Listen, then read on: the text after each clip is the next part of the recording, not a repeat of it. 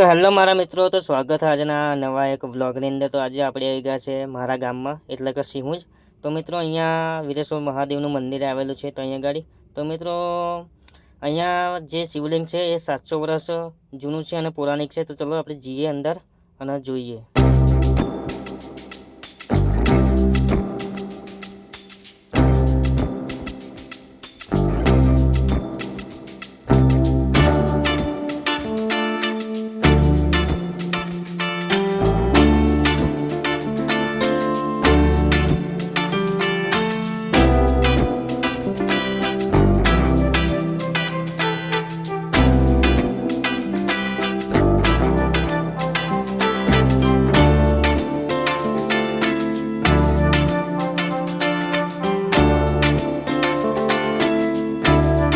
મિત્રો ફાઇનલી આપણે મંદિર કન આવી ગયા। તો મિત્રો મંદિરની આગળ પાછળ બંને સાઈડ સ્મશાન છે ને મિત્રો વચ્ચે મંદિર।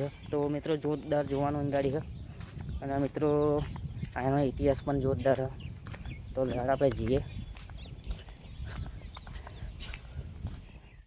તો મિત્રો જે આપોઆપ શિવલિંગ નીકળ્યું હતું એની આપણે વાત કરીએ। તો મિત્રો અહીંયા પહેલાં ચરો હતો। તો ચરાની અંદર મિત્રો એક રબારી ગાય ચરાવવા અહીં ગાડી આવ્યો હતો અને ગાયના આંચળમાંથી આપોઆપ દૂધની ધારા અહીં ગાડી નીકળવા મળી હતી। તો રબારી આ જોઈને ચક થઈ ગયો। તો એને ગામમાં જાણ કરી। તો ગામમાં જાણ કરી એટલે ગામના બધા આવીને અહીંયા ખોદકામ કર્યું। તો અહીંયા શિવલિંગ નીકળ્યું હતું। મિત્રો કવિ સામરપટનું સ્ટેચ્યુ પણ અહીં ગાડી લગાવેલું હોય। તો મિત્રો ઈસવીસન 1729માં એવા સિંહુજ આવ્યા હતા અને 32 પૂતળીની વાર્તા એમને લખી હતી, જેમાં સિંહાસન 32 અને બેતાલ 25 એ ઘણી બધી વાર્તા એમને લખી હતી। તો મિત્રો મંદિરની બહાર પણ સરસ મજાનું નાનકડું એક શિવલિંગ લગાવેલું હોય। તો હવે આપણે મંદિરની અંદર આપણે જઈએ અને મહાદેવના આપણે દર્શન કરીએ અને તમને પણ દર્શન કરાવું। પણ તમે પણ એકવાર જરૂર આવજો અહીંયા। તો જ્યારે શ્રાવણ મહિનાનો સોમવાર હોય ત્યાંના આટલા સુધી છે એક લાઈન હોય છે બહાર। તો અહીંયા લાઈનમાં ઊભા રહીને અમે દર્શન કરીએ। તો મિત્રો બહુ જ ભાઈ ભક્તો અહીંયા ગાડી શ્રાવણ મહિનામાં દર્શનનો લાભ લેવા અહીં ગાડી આવો। તો સરસ મજાની આપણા ગાય માતા પણ અહીં ગાડી બિરાજમાન છે। તો આપણે પગે લાગી લઈને મંદિરની અંદર જઈએ। તો લેવાડો તો જોઈ લો મિત્રો, આપણે મંદિરની અંદર આવતા જ અહીંયા ઓમ નમઃ શિવાય લખેલું। તો આપણે અહીંયા પગે લાગીને આપણે જઈએ અંદર। તો ફાઇનલી મિત્રો આપણે મંદિરના જે મુંગટ જે રૂમ હોય એમાં આપણે આવી ગયા। તો જોઈ લો મિત્રો, અહીંયા ચોફેરે ઘણા બધા દેવી દેવતાઓની અહીંયા મૂર્તિઓ પણ લગાવેલી છે। તો તમે ચોફેરે એક રાવણ માળીને દર્શન કરી શકો છો। તો જોઈ લો મિત્રો, કૃષ્ણ ભગવાન છે, હનુમાનજી છે, એવા ઘણા બધા દેવી દેવતાઓ અહીંયા ગાડી છે। તો ચલો મિત્રો આપણે શિવલિંગ તરફ જઈએ અને તમને બતાવું। તો અહીંયા થોડુંક નીચું નમીને જવું પડશે કારણ કે થોડીક જગ્યા નીચી છે એટલે। તો જોઈ લો મિત્રો, આ છે એ શિવલિંગ જ્યાં દર સોમવારે ચોખાની પૂંદ કાગળમાં ભરવામાં આવે અને જે સ્ત્રીને સંતાન પ્રાપ્તિ ના થતી મિત્રો એને જો આ ચોખાની ખીર ખવડાવવામાં આવે તો એના ઘરે અવશ્ય પારનું બંધાય। તો ઘણા બધા ભાઈ ભક્તો અહીંયા સંતાન પ્રાપ્તિની પણ માનતા અહીંયા રાખે અને કામ પણ થઈ જાય મિત્રો। તો જોઈ લો, તો બહાર નીકળીશું એટલે ગુરુ શંકરાચાર્યનું પણ અહીંયા મંદિર આવેલું હોય। તો જોઈ શકો છો તમે।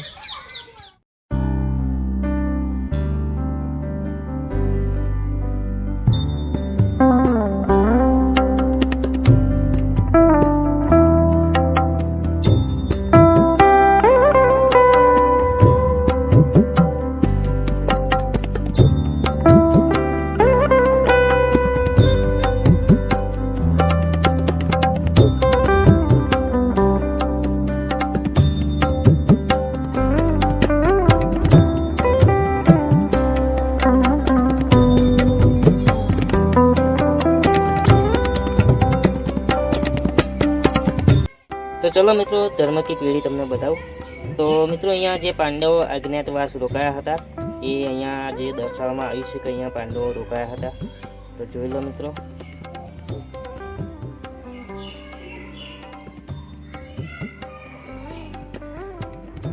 તો ચલો મિત્રો તમને બતાવું ભીમધરો, જે અહીંયા ગાડી ભીમધરો અહીંયા કહેવામાં આવે છે મિત્રો।